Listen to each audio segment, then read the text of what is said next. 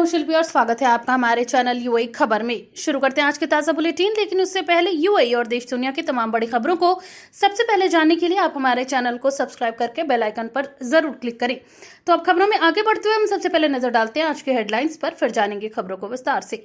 UAE में ईद अल अजहा और mid term break को मिलाकर छात्रों को मिलेगा 9 दिन का लंबा अवकाश। यूएई ने $13 मिलियन के अवैध हथियार सौदे को किया नाकाम, सुरक्षा एजेंसियों की बड़ी सफलता। दुबई टैक्सी कंपनी ने छटनी की खबरों को बताया गलत, सीईओ बोले ड्राइवर हमारी सबसे बड़ी ताकत। दुबई मिरेकल गार्डन में वीकडे पर परिवारों के लिए मुफ्त एंट्री, पर्यटन और लोकल विजिटर्स को आकर्षित करने की नई पहल। दुबई पुलिस की चेतावनी, स्मार्ट होम डिवाइस बन सकते हैं जासूसी का जरिया, यूजर्स को साइबर सुरक्षा के लिए किया अलर्ट। एतिहाद एयरवेज ने 15 पाकिस्तानी कर्मचारियों को अचानक निकाला, 48 घंटे में यूएई छोड़ने का आदेश। और आखिर में हम जानेंगे क्या है आज के रियाल रेट्स, क्या है आज के गोल्ड रेट्स और क्या है आज के दिरहम रेट्स। चलिए खबरों को जानते हैं विस्तार से। यूएई में ईद अल अजहा और मिड टर्म ब्रेक को मिलाकर छात्रों को मिलेगा 9 दिन का लंबा अवकाश। यूएई में छात्रों और अभिभावकों के लिए बड़ी राहत की खबर सामने आई है, जहां ईद अल अजहा और मिड टर्म ब्रेक को मिलाकर कुल 9 दिनों की छुट्टियों का ऐलान किया गया है। शिक्षा अधिकारियों के अनुसार ये अवकाश स्कूल कैलेंडर के तहत पहले से तय मिड टर्म ब्रेक और ईद की छुट्टियों को जोड़कर दिया जा रहा है, जिससे छात्रों को लंबा ब्रेक मिलेगा। इस दौरान स्कूल पूरी तरह बंद रहेंगे और छात्रों को आराम के साथ साथ परिवार के साथ समय बिताने का मौका मिलेगा। वहीं अधिकारियों ने बताया कि ये ब्रेक छात्रों के मानसिक स्वास्थ्य और शैक्षणिक संतुलन को ध्यान में रखते हुए लिया गया है। छुट्टियों के बाद स्कूलों में नियमित कक्षाएं फिर से शुरू होंगी। इस फैसले से ट्रैवल और टूरिज्म सेक्टर को भी बढ़ावा मिलने की उम्मीद है, क्योंकि कई परिवार इस दौरान छुट्टियों की योजना बनाते हैं। यूएई ने ईरान, लेबनान और इराक की यात्रा पर लगाया प्रतिबंध, नागरिकों को सख्त सलाह जारी। यूएई के विदेश मंत्रालय ने अपने नागरिकों के लिए बड़ा निर्देश जारी करते हुए ईरान, लेबनान और इराक की यात्रा पर अस्थायी प्रतिबंध लगा दिया है। मंत्रालय ने स्पष्ट किया कि यह फैसला क्षेत्रीय सुरक्षा की स्थिति को ध्यान में रखते हुए लिया गया है। वहीं सरकार ने नागरिकों को सलाह दी है कि वे इन देशों की यात्रा से बचें और जो पहले से वहां मौजूद हैं वे जल्द से जल्द वापस लौट आएं।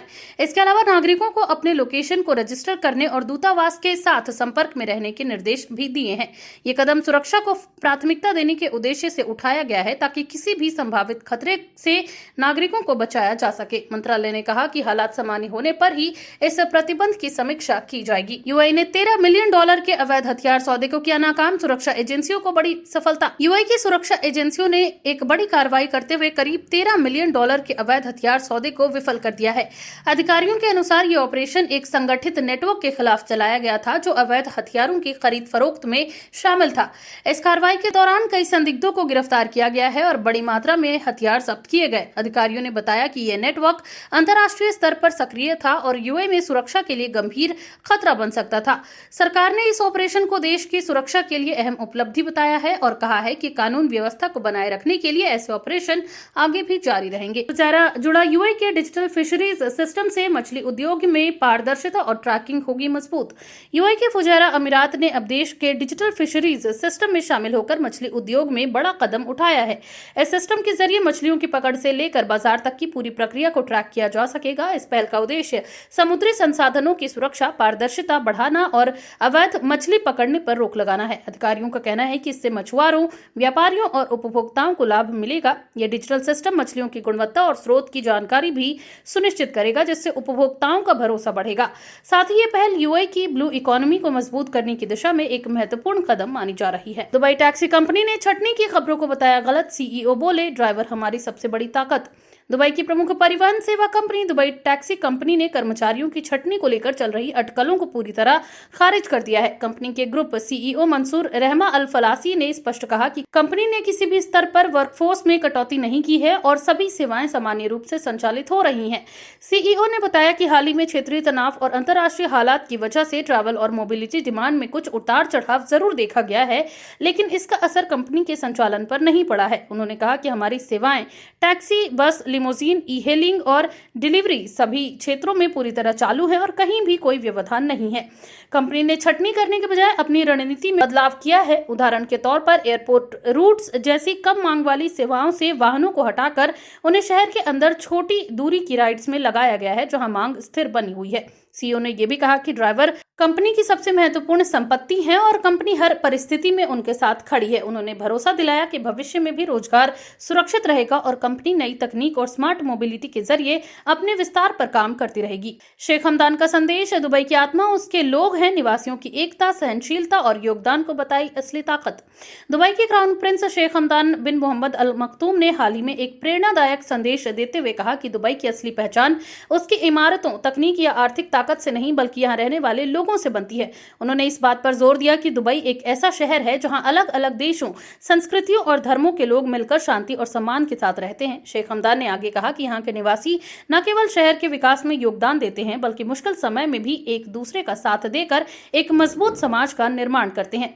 उन्होंने कोविड-19 जैसे कठिन दौर का उदाहरण देते हुए बताया कि कैसे लोगों की एकता और सहयोग ने दुबई को जल्दी उबरने में मदद की। उन्होंने ये भी कहा कि सरकार लगातार ऐसी नीतियां बना रही है जो लोगों के जीवन स्तर को बेहतर बनाए और उन्हें आगे बढ़ने के अवसर दे। शेख हमदान ने निवासियों को दुबई की असली आत्मा बताते हुए उनके योगदान की सराहना की और कहा कि आने वाले समय में भी यही एकता शहर की सबसे बड़ी ताकत बनी रहेगी। दुबई मिरेकल गार्डन में वीकडे पर परिवारों के लिए मुफ्त एंट्री, पर्यटन और लोकल विजिटर्स को आकर्षित करने की नई पहल। दुबई का मशहूर पर्यटन स्थल दुबई मिरेकल गार्डन अब वीकडे के दौरान परिवारों के लिए मुफ्त एंट्री की सुविधा दे रहा है, जिससे स्थानीय निवासियों और पर्यटकों दोनों को बड़ा लाभ मिलेगा। ये ऑफर खासतौर पर उन परिवारों को ध्यान में रखकर शुरू किया गया है जो वीकेंड की भीड़ से बचते हुए शांत माहौल में घूमना चाहते हैं। इस गार्डन में 15 करोड़ से ज्यादा फूलों की सजावट की गई है, जो दुनिया के सबसे बड़े नेचुरल फ्लावर गार्डन में से एक माना जाता है। यहाँ हर साल अलग अलग थीम पर आधारित डिजाइन तैयार किए जाते हैं, जैसे फ्लावर से बने एयरक्राफ्ट मॉडल, कार्टून कैरेक्टर और विशाल संरचनाएं। प्रबंधन के अनुसार ये कदम पर्यटन को बढ़ावा देने और ज्यादा से ज्यादा लोगों को आकर्षित करने के लिए उठाया गया है। साथ ही इससे स्थानीय अर्थव्यवस्था को भी फायदा मिलेगा, क्योंकि गार्डन के आसपास के कैफे, रेस्टोरेंट और दुकानों में भी भीड़ बढ़ेगी। दुबई पुलिस की चेतावनी, स्मार्ट होम डिवाइस बन सकते हैं जासूसी का जरिया, यूजर्स को साइबर सुरक्षा के लिए किया अलर्ट। दुबई पुलिस ने आधुनिक तकनीक के बढ़ते इस्तेमाल के बीच स्मार्ट होम डिवाइस को लेकर गंभीर चेतावनी जारी की है। अधिकारियों के अनुसार अगर इन डिवाइस को सही तरीके से सुरक्षित नहीं किया गया तो हैकर्स इन्हें एक्सेस करके आपकी निजी जानकारी चुरा सकते हैं या आपकी गतिविधियों पर नजर रख सकते हैं।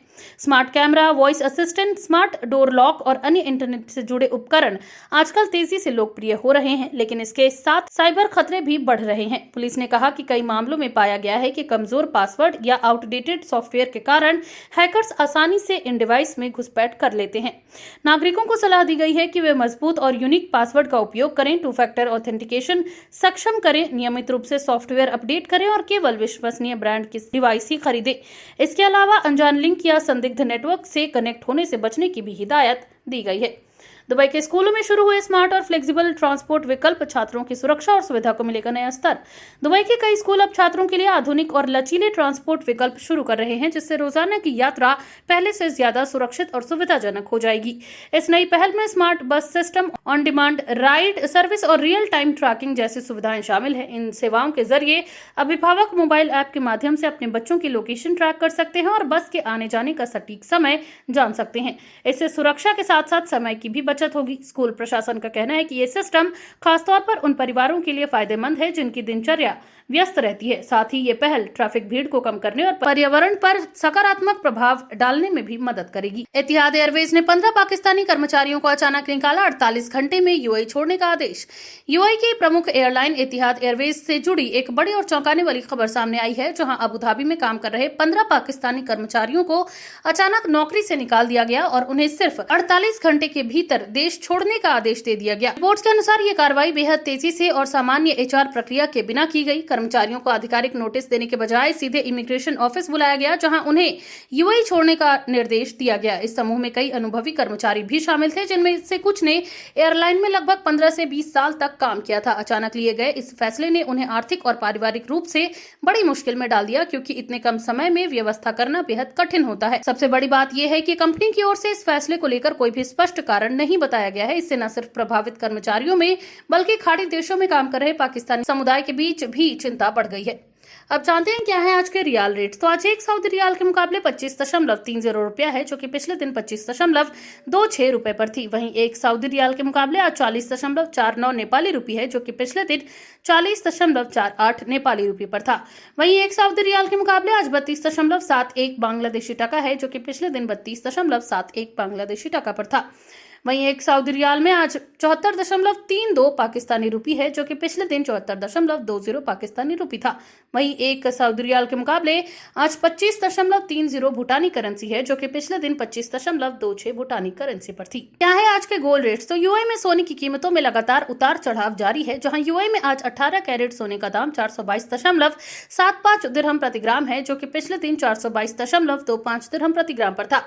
यानी कि आज के गोल्ड रेट की 18 कैरेट की भारतीय मुद्रा में बात करें तो लगभग 10,915 रुपए के आसपास होते हैं।